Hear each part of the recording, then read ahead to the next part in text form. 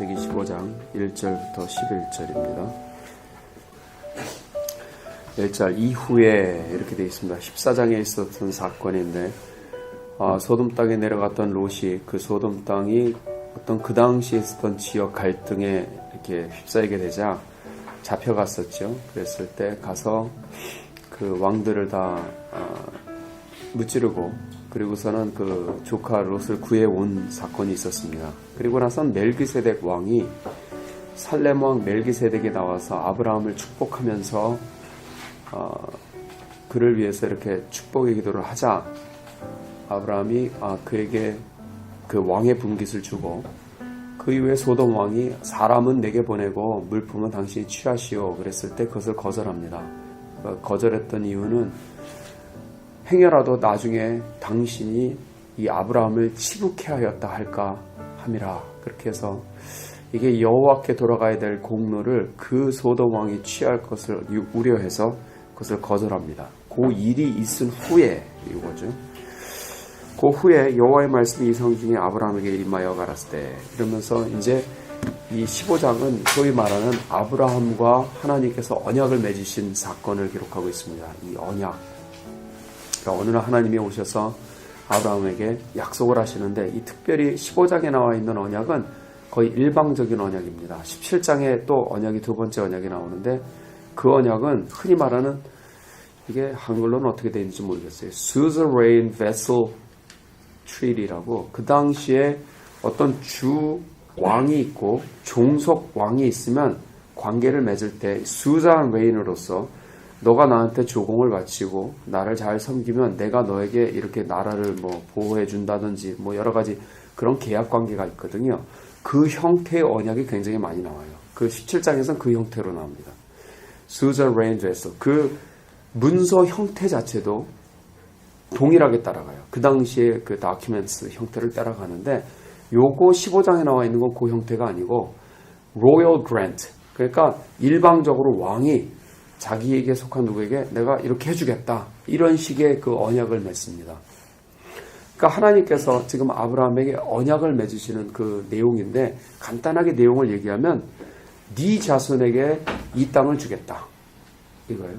네 자손에게 이 땅을 주겠다. 그랬더니 이제 아브라함이 여러 가지로 얘기를 하죠. 저는 무자한데 제게 뭘 주실 수 있겠습니까? 이제 이런 이야기를 하는 건데 그것에 대해서 하나님의 답은 네 자손에게 이 땅을 주겠다. 이제 이런 답을 하시는 겁니다.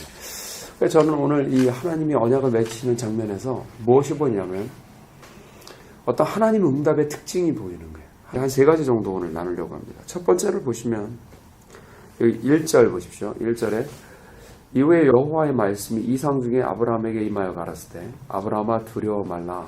나는 너의 방패요 너의 지극히 큰 상급이니라.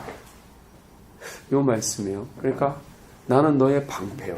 지금 아브라함이 경험했던 게 뭐냐면 지역 갈등이거든요. 지역 내에서 그 당시에 말하는 나라 간 갈등 속에 자기가 뛰어들어가서 자기 조카를 구해냈는데 그러니까 치안이 그렇게 튼튼하지 못했던 시대에 하나님께서 나는 너의 방패다 두려워 말아라 할 때 하나님이 약속하시는 거는 보호하심이잖아요.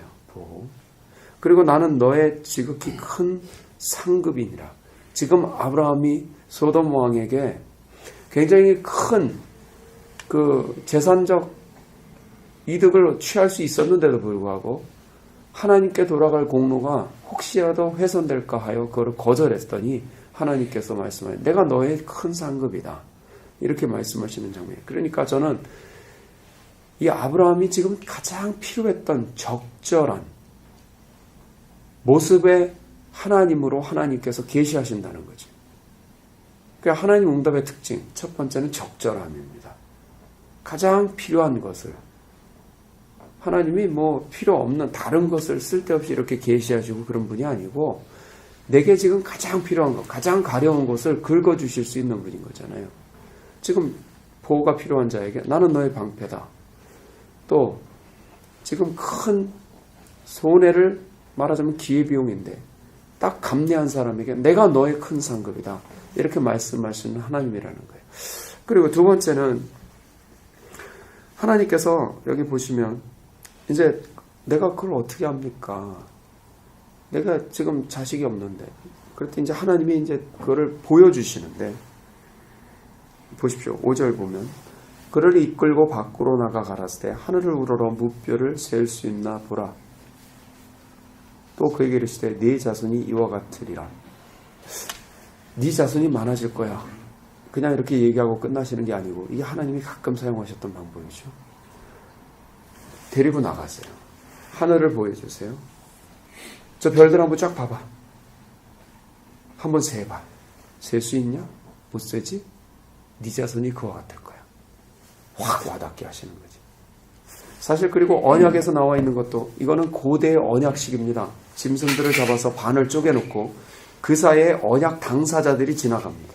그 말은 무슨 말이냐면, 혹시라도 이 중에 언약을 지키지 않으면 이 짐승들과 같이 될 것이라는 것을 서로 말하는 거예요. 약속하는 거예요. 근데 하나님께서 그 짐승들을 쪼개놓고 아브라함은 보고 있고, 하나님의 불, 그건 하나님의 임재를 상징하는 불이, 횃불이 그 사이를 지나가세요. 그러면서 말씀하세요. 그 말씀은 뭐냐면, 그 당시 언약식을 알고 있는 아브라함 입장에서, 와, 하나님께서 이렇게까지 하셔? 이거거든요. 그러니까 하나님이 약속을 해놓으시고, 내가 이것을 지키지 아니하면 내가 너네들 말로 말해서 내가 그 손해를 내가 당할게. 이런 말씀을 하시는 거거든요. 응답의 특징 중에 하나는 분명하게 알게 하신다는 거예요. 하나님의 응답을 받았는지 아니지, 이게 뭐 응답이 온 거야? 아니야? 뭐 이렇게 되질 않아요. 경험해 보셨지만 대부분 다 하나님의 응답을 받으면, 그게 꿈으로 오든 말씀으로 오든 뭐 상황을 통해서 내게 탁 주어지든, 아, 이거 하나님이 말씀하신 게 맞네. 하나님이 주신 게 맞네. 이걸 분명하게 알게 하신다는 겁니다. 지금 모른다면 아직 응답이 안 왔다는 거예요. 마지막 하나는 지금 읽은 본문 다음인데 16절 보십시오. 16절 보시면, 그리고선 하나님께서 무슨 얘기를 하셨냐면, 400년 동안 네 자손이 어디 가서 객노릇을 할 것이고, 그리고선 다시 이 땅으로 와서 이 땅을 차지하게 될 것이다. 이런 얘기를 하세요. 그러면서 내 자손은 4대 만에 이 땅으로 돌아오리니, 여기 4대라고 한 것은 우리가 말하는 한 세대의 그 기간이 아니고 100년을 한 대로 봤어요. 왜냐하면 아브라함이 100살 때 자식을 낳았잖아요. 그러니까 한 세대를 100살로 계산을 해서 4대 만에 이 땅으로 돌아오리니, 이는 아모리 족속의 죄악이 아직 관영치 아니함이니라 하시더라. 왜 400년 동안 다른 나라에 가서 종노릇 할지는 하나님이 이 본문에서는 이야기하지 않으십니다. 다만 아직 이 땅을 너에게 주지 않는 이유를 얘기하시는데, 그 이유를 뭐라 그랬냐면, 아모리 족속의 죄악이 아직 관영하지 않았기 때문에. 아브라함은 생각도 못했던 것일 겁니다. 그러니까 우리가 보통 기도를 하고 나면 이렇게 하나님이 적절하게 분명하게 응답하시는데도 불구하고 아직 응답이 안 오는 경우가 있는데, 그것은 여기 있는 것처럼 우리가 생각지도 못했던 어떤 변수를 하나님이 지금 계산하고 계신 거예요. 이 땅을 너에게 주려고 해도 아직 거기에 거하는 사람들의 죄가 fully grown, 관영치는 않았어. 조금 기다려. 요걸 얘기하시는 거니까, 오늘 저는 이 본문을 통해서 우리가 뭐를 좀 받았으면 좋겠냐면, 아브라함에게 이렇게 나타나셔서 언약하신 하나님의 성품이 동일하지 않습니까? 우리도 기도할 때 이런 확신을 가지고 기도하면 하나님 반드시 응답하실 뿐만 아니라 그 응답을 통해서 하나님께 영광을 돌릴 수 있는 그런 일이 벌어지리라고 믿습니다. 그래서 오늘 아침에 이 말씀 기억하시고 기도하실 수 있기 바랍니다. 같이 기도합시다.